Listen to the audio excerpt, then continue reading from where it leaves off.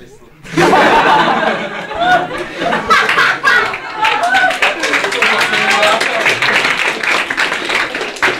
Takže milí žáci, si to vyzkoušíme.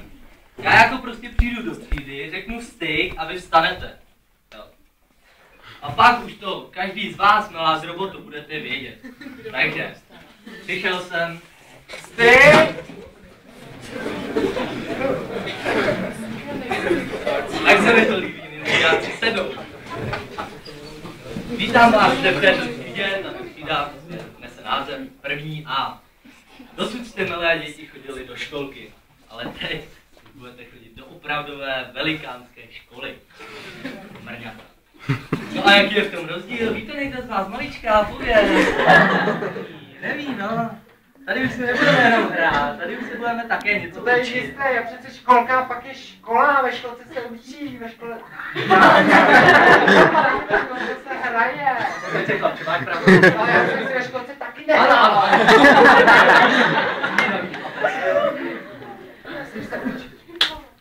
Tady se budeme učit co? No budeme se učit číst, psát, počítat, poznávat dějiny, matematiku, světové jazyky, samozřejmě ruský jazyk. Věcná. Prosím. Proč dějiny? No musíte znát dějiny naší země. Proč Je literatura? velmi bohatá. Matematika. Matematika bude taky. Chlapče, Ekonomie, posaď se. ekonomie.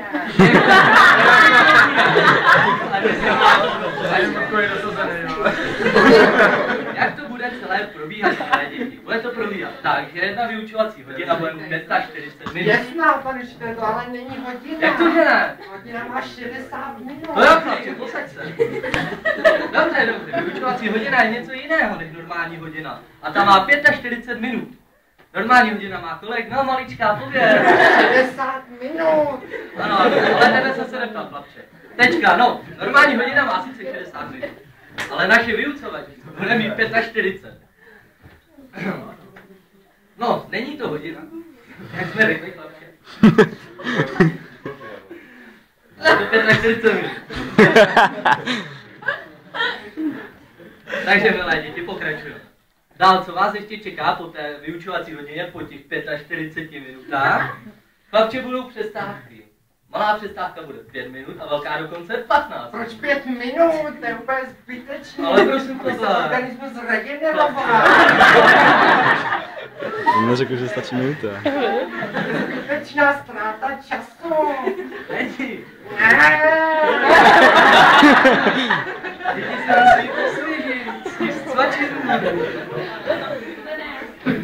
Děti jsou zvyklé, chtějí si pohrát, popovídat s kamarádem, s kamarádkou. Víš, Výdělová, tebe znám, ty mi to opakuješ po páté, že? A samozřejmě trošku seznámit a proběhnout, získat určité fyzické, no, otevřeme okno, budeme si povídat samozřejmě. No. Zbytečně, může si přeci povídat o látce, kterou jsme probírali. A to vám se taky hodí. No. Školní rok bude trvat od září do konce června, to znamená, že to mám vážně dost.